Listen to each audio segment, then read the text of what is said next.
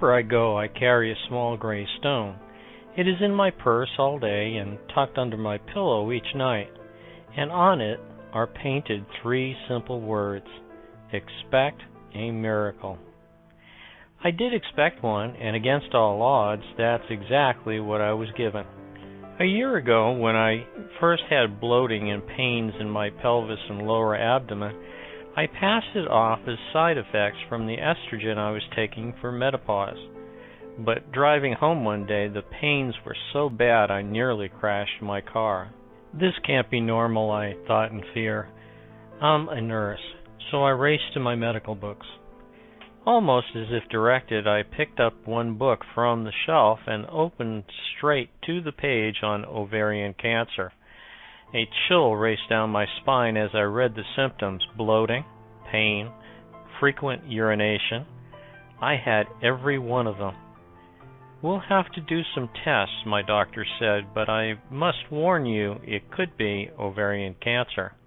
Driving home, I felt scared. I could barely breathe. And when I walked in the door, my husband Rich took one look at me and hugged me. "We just need to pray," he told me. My blood tests were terrifying. The blood test that indicated the possible presence of ovarian cancer read 462. Normal was 30. "I'm going to die," I wept. That night, I forced myself to stay calm as I told our two teenage daughters that I had cancer. When I saw the fear in their eyes, my heart nearly broke in two.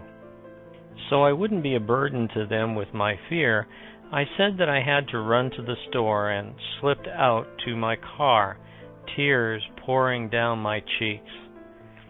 In my mind, I pictured all the faces I loved: Rich, the girls, our 5 children through previous marriages, parents, friends. "Oh God, please don't take my life," I pleaded. "I still have so much to live for." "Don't do this alone," my priest told me. "Let others help you." And the next day, all those faces I pictured the night before were in my home, surrounding me with their love. Their love carried me through the surgery to remove the tumor along with my fallopian tubes and ovaries, but I was far from being out of danger. "You still have only a 15% chance of making it," one doctor told me. "Your only hope is chemotherapy." Half crazed with fear, I began making frantic bargains with God. "If you would heal me, God, I will be a better wife, a better mom, a better person. Just give me a second chance." The chemo made me so weak and sick, I wondered if I'd make it through them. But when I most needed a boost, a friend would show up with dinner or drop by to take the girls out. Folks even organized fundraisers to help us pay my medical bills. Their love lifted me up. I owed it to them to remain optimistic. So I read books on healing and listened to tapes that helped me visualize getting well. I'm not giving in, I thought. After the last treatment, I faced a terrifying moment of truth. Doctors were going to take 100 biopsies, one in every place they feared the cancer might have spread. To be honest, we don't expect to find you're cancer-free, they warned. And if the chemo hadn't destroyed the cancer cells, my chances of survival were slim. I could feel terror creeping back in. I can't give up now, I thought. Before leaving for the hospital, I opened a drawer where I kept a good luck symbol a friend had given me, a small hand-painted rock. "Expect a miracle," I read, then slipped the stone in my purse. The stone was still in my purse the next day when I opened my eyes after surgery to find a pretty woman with dark hair and a white dress leaning over my hospital bed. She must be a nurse, I thought, but she didn't have any pills or a blood pressure monitor to hook up. Instead, she looked at me kindly and asked, "Are you looking for a miracle?" Confused, I stammered yes.